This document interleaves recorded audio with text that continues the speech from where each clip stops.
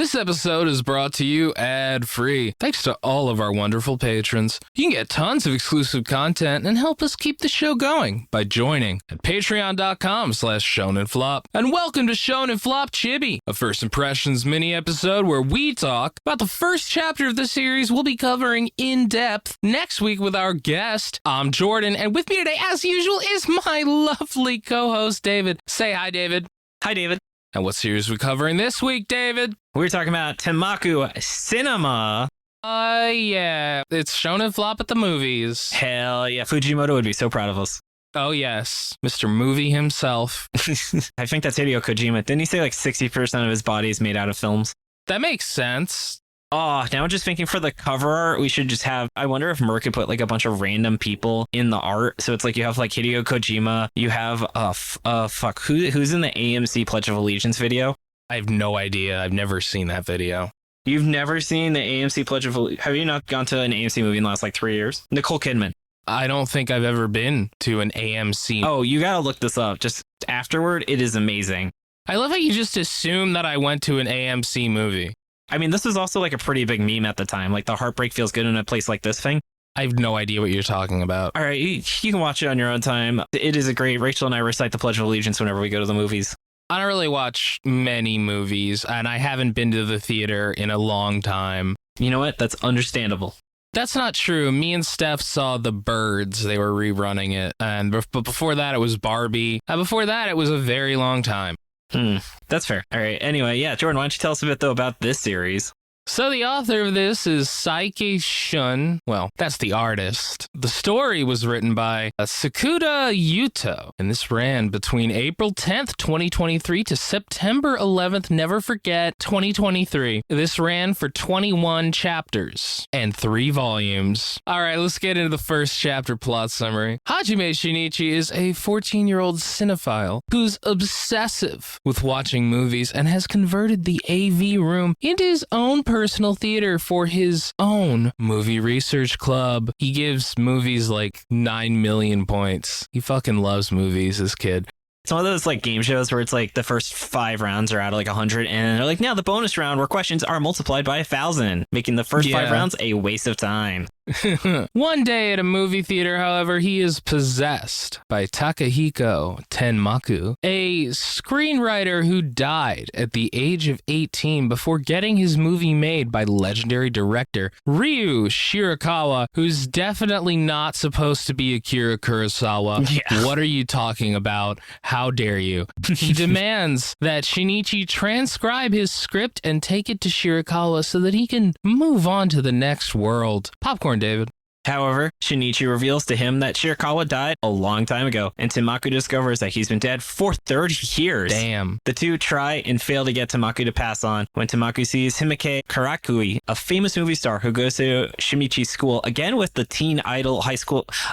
high school idol thing, right? It's so weird. He drags Shinichi home and forces him to write a script before dragging him back to school and handing it to Karakui. He makes Shinichi say that he wants her to star in his movie and that Shinichi will direct it before he passes out. When Shinichi wakes up in the nurse's office, he sees Karakui standing over him. She says she'll star in the movie and that he'll be the director. End of chapter 1. Wow. Oh my glob. I've been watching Adventure Time with Steph, so I say oh my glob now. Yeah. Do they have a cutesy name for the chapters in this? You know, it's how Sakamoto Days says Days 1, or I'm trying to think of other manga that have like cute names for their chapters. I think Assassination Classroom was like Lesson 1. Does this have a weird name for their chapters?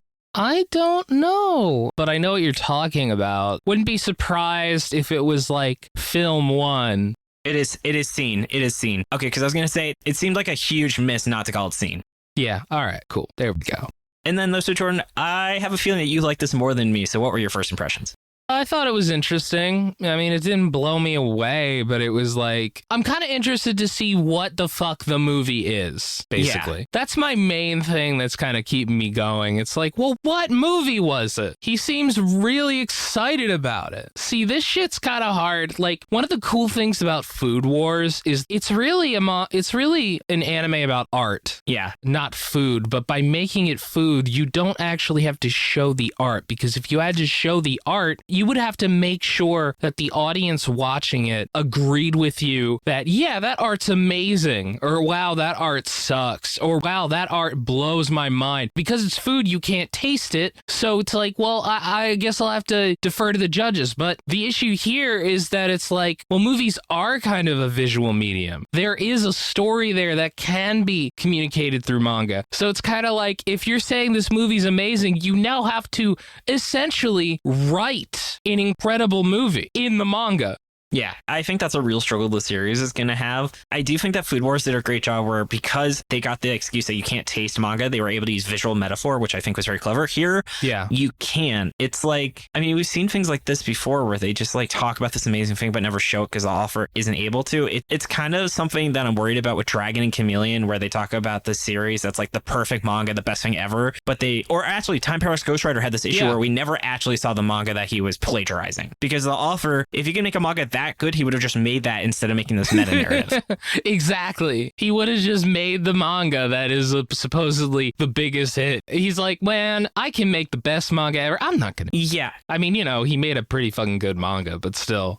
I'm starting to think Dragon and Chameleon will be actually my suggestion, because it has that, but what it does is it makes it very apparent that the topic of the manga isn't important. And so what it does is it actually shows how people feel while reading it. So it shows people like having this sense of adventure, drawing them as children and stuff. And I think that's a very clever way of saying, I actually can't make the greatest manga of all time where I would have made that. Yeah. But it really can sell to you how these people are feeling reading the greatest manga of all time. Yeah, that might work. Which, I mean, it's literally what Food Wars does as well. So we'll see if they redo it. But I think you're right. You're going to scrutinize the fact that they're not actually showing the pieces if they don't in the series much heavier than they did in Food Wars. Like, there's no way you're going to see it and be like, yeah, this is an incredible movie. I would love to see this as a very real movie. Incredible, because that's really fucking hard to do. Yeah, I also want to say the art in this is absolutely fantastic. Oh, yeah. No, when I saw that it was like there was an artist and an author, I was like, yeah, that explains a lot, because this art is really good.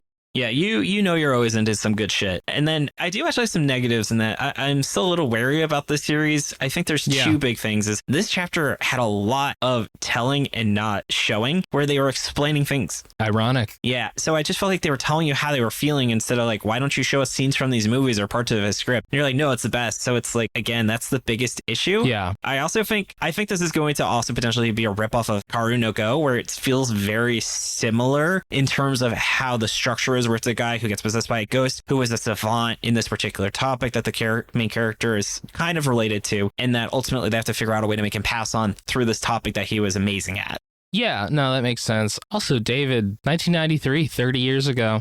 I don't want to feel that no more, dog. Damn. But yeah, I kind of get what you're saying. I just think the biggest issue with this manga moving forward is going to be that, like, yeah, they can't back up what they're saying. They can't put their money where their mouth is here. Like, a lot of this was Tenmaku just saying, man, I wrote the best fucking script, dude. I wrote an incredible script. I'm an amazing screenwriter, which is telling, not showing. Yeah. Because again, the author would then have to write an incredible script that the audience agrees is incredible, because that's the whole premise. Yeah, just the way you said that reminds me of Steam Hands, where it's like, I have the best script ever in my kitchen. Can I see it? No.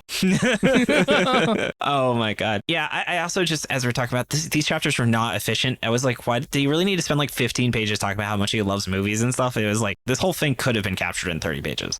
The curse of the first chapter, where you have to make it like double length, no matter what. Yeah, I give respect to One Piece, because they were just like, let's get all of the prologue done, and then we'll like get the entire flashback done in the first chapter and just get out of the way with the extra page count. Also, wow, it sure is convenient that a world famous, or I guess Japan famous actress goes to your high school. Yeah, how convenient.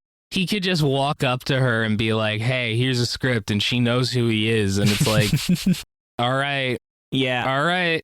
So Jordan, would you read our 10 chapters of this? Yeah, sure. I'm mostly just interested to see what they do with the movies. I'm not really, I don't really have a lot of hope. Yeah, I'm with you where it's like, I guess, like, I think part of it is the art is really good. I think if the art wasn't good, I probably said no. I agree. But yeah, so Jordan, though, what do you think will happen next? I think there will be a rival team director who just thinks he's hot shit and just like becomes like angry and stuff at Shinichi. Like they got some shit between them. My second one is Shinichi has to gather together a team of eccentric cool guys to help make the movie, much like unrelated director Akira Kurosawa's Seven Samurai. We have 8 pirates. Next one is at the end there will be a time skip which will show Shinichi become a world famous director. That's cute. Your turn, David. All right, mine are, I think we're going to meet a thinly veiled parody of some famous Hollywood director, like Beams Cameron or something stupid like that. I know Spielberg and Lucas were name dropped, though.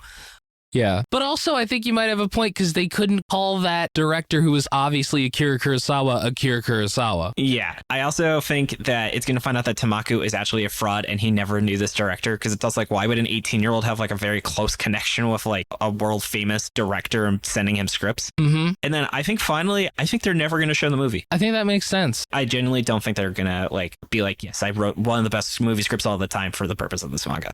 Yeah, I just don't know how they would pull it off. And I don't know. Do you think maybe the author thinks that he genuinely wrote one of the best movie scripts and just isn't sending it to a fucking, he just isn't trying to show it to anybody. Oh, what a thrill ride that's going to be. Oh, God. And so, Jordan, what's your power word? Ghostwriter. Oh, I love it. Mine is draft, because this feels like the first draft of what could have been a much more solid first chapter. Okay. And then, Jordan, shall we go into Q&A?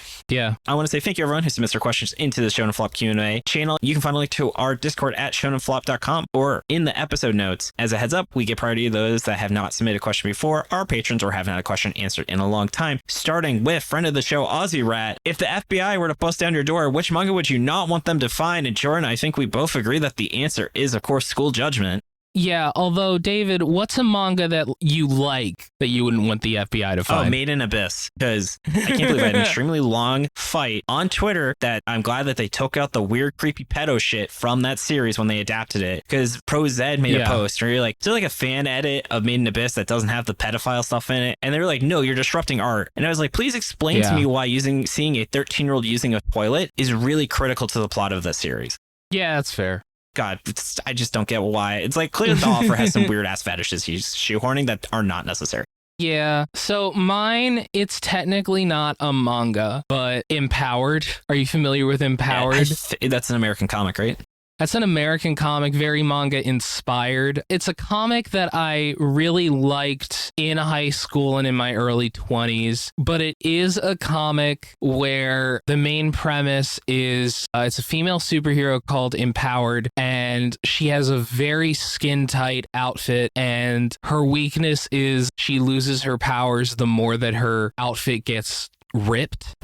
So like the bad guys are constantly trying to like rip her costume. The reason why I liked it is because it's very self-aware and like it's smarter than you'd think it would be. It's better than the premise implies. I don't know if I would like it nearly as much now, but at the time I was pretty impressed by it.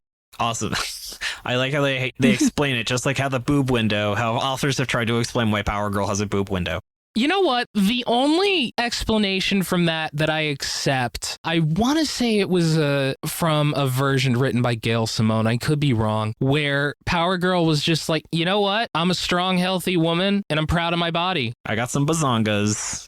And you know what? Like, there are other ones. My favorite one is where she's talking to Superman. She's like, you have that cool symbol, and I want to put a symbol here on my chest, but I don't have one yet. So I'm just leaving it blank and empty. And it's like, no, that is bullshit. That is complete bullshit. Fuck off. I believe the person who wrote that wrote like a comic about his experience being on the real world and being friends with the guy who had AIDS and his like friends dying. So it's like after he made that, he started writing Power Girl. Oh, wow. I had to read it in high school. Let me see. Pedro and Me. So the guy who wrote Pedro and Me, which was about the author's close relationship with Pedro Zamora, who died of AIDS and was on the real world, also then went to write Power Girl after he made that. Oh, wow. Hey, it's a living, right? It's a living, you know. But next question from Dude Rocks. What canceled manga had the greatest ending? Oh, I think we have a strong contender actually for a recent series. Nanohazard is an insane ending, but Time Paradox Ghostwriter's ending is fantastic. I think that's definitely there. I want to say if you isolate the quality of the ending versus all of the series, Fabricant 100, I cannot believe they pulled off what is probably like, that was a perfect ending for that series. Incredible ending. Can't believe they managed to like thread that needle. Honorable mentions go to Stealth Symphony. That's just because the ending was crazy. The ending was insane. There are a lot of really good, insane endings in canceled manga. You know, of course, Red Hood. Yeah. Yeah, I think in terms of actually like really fantastic endings, like Fabricant 100's up there, Time Paradox Ghostwriter's up there. I really like, it's kind of an insane ending, but I still really like Sakura Tetsu Taiwan's ending, where it's just the author's like, yeah, I fucked up. This manga sucked. Let me just restart it with a different manga. Sorry about that, guys. I love that. Hardboiled Cop and Dolphin, just because the ending explicitly trolls you. Yeah. Because remember, you think he turns into a shark in the end, and it's just an unrelated shark guy that's just dressed like him. And it's so perfectly fucked over your chibi guess. It was really good, yeah. They also asked for a series of bad endings, and I'd say probably if you don't have a good ending, you probably have a bad ending, given the quality of the things we've read. Oh, God. Yeah, there's so many ones we read with bad endings. Mirror World with that weird ass final chapter where they just go to the beach and have to deal with the pedophile. Yeah, that was weird. Although that was like a bonus chapter that did not fit at all. Let's pretend we remove a chapter from a rookie police woman and say where they all got arrested was a great ending too. Oh, you know what else had a great ending? Maguchan. Oh, that was fuck. That made me so sad. That ending like bumped up the entire manga. That was another threaded needle ending. Yeah. He just made everything work. So maybe we'll take some more time to think about bad endings, but I think it's just most of what we read have pretty terrible endings, much like the quality of the overall series. There are just so many bad endings.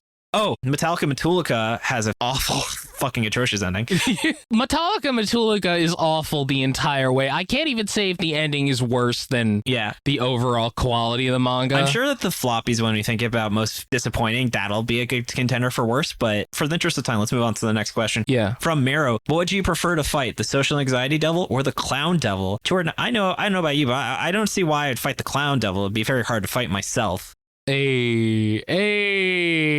Well, you're more the clown fiend. I had a friend of mine write, why are white people so afraid of clowns? And then I messaged her saying, well, that's because the greatest fear is oneself. Then she posted that. I would rather fight the clown devil because I feel like more people have social anxiety than are afraid of clowns. I feel like the fear of clown is more like a meme. Yeah. Where it's just everybody's kind of like, well, I'm kind of supposed to be afraid of clowns. I don't think nearly as many people are afraid of clowns as they think they are. Yeah, I would say the clown devil is probably substantially weaker than the social anxiety devil. Yeah. All right, moving on from Tri-Attack Zach. Which manga author would you put in charge of making the next generation of Pokemon? Well, let's see who we got. We got Golem Hearts guy. Well, Fujimoto would make the weirdest fucking shit. I mean, he's shown that he can make a good Pokemon. Actually, you know, Oda. I think Oda would actually do some pretty banger Pokemon designs. Yeah, okay. That's a good option. Araki's another. I just want to see what weird shit he would make. A Rocky Pokemon. Oh my god. Like, how many dogs would he have? You'd make a lot of ghost dog types. A lot of ghost dog types. There's actually a ghost dog, and in the preview video, it literally shows a dog like killing someone. The guy who wrote Pokemon Adventure. That's technically a correct answer. It's technically a correct answer, but it's a boring, lame answer. One of the guys who wrote a Pokemon manga that like I actually read when I was a little kid, I think he was like a hentai artist. Oh yeah, no, Electric Tail Pikachu, I think. They had to censor a lot of his art. Yeah, they did. He made Misty too hot. What is something we've read where it was like, it wasn't very good, but it had really cool designs? I'm trying to remember. I'm just trying to think of like a flopped manga we've covered. I mean, Jackman. Oh, you mean Zipman? Yeah. Yeah, definitely. But there was something where it's like, there's just cool monster designs. Amalgam Distortion, I think, had some interesting designs, didn't it? Absolutely. Oh man, I'm trying to think of like maybe the guy who wrote Zatch Bell. Oh, that'd be a great one. Yeah. And then from Stackhorn, which flop protagonist would you most want to dress up as for Halloween? Oh, sorry, one sec, because I also got to say maybe Kazuki Takahashi, R.I.P. Oh, that's a good one. Just for those who aren't familiar, what are they famous for? Yu-Gi-Oh! Yeah. And then finally from Staghorn, which flop protagonist would you most want to dress up as for Halloween? Ooh. Zipman. The Zipman guy? Zipman would be like a pretty banger costume. That would be pretty cool. You can just dress up as the guy from Super Smartphone and you're just dressed like a normal person. See, the thing is, like, a lot of flop protagonists, it's just a normal guy. Yeah. Thrown into abnormal situation. You could dress up as the guy from Ozu and just be a giant bunny outfit. Oh, God. You could dress up as the guy from Dorororon or whatever, and you could, like, be a normal school guy, but, like, have, like, the cute little Mononoke, like, plushie or something, like, Yeah. just, like, attached to your costume. No, that is cute. Or dress up Ravioli as him. Yeah.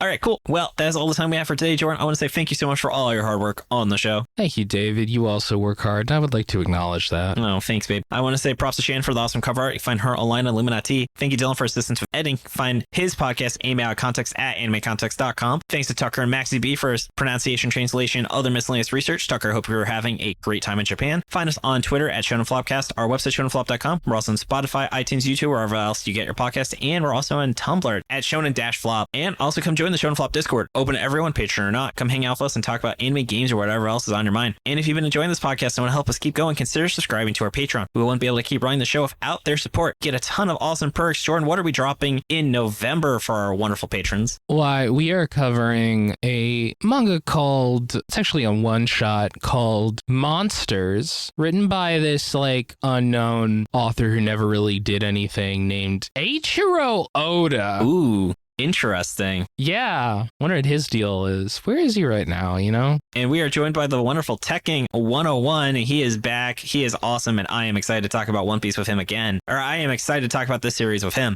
I realized that he nuzlocked my favorite Pokemon ROM hack, Crystal Clear. Hell yeah. You could even be sitting and listening to our recordings live or listen to the warm-up audio. You can find us at patreon.com/shonenflop. And I'm going to read off some of our wonderful patrons. Starting with our dolphin dads, we have Jacob Carvajalo, our newest patron, and the fetus knows the necessity of speed. Moving on down to the ravioli tier where you get weekly pictures of my adorable goblin dog. We have Chris, Eva, Josh Robinson, Karate Shop 6, Rachel, my wonderful fiance. She got me a copy of Spider-Man. She's the best. And Trevor Schechner. Moving on down to the King of the Forest, we have 090Z, Bandit Stoof, My girlfriend!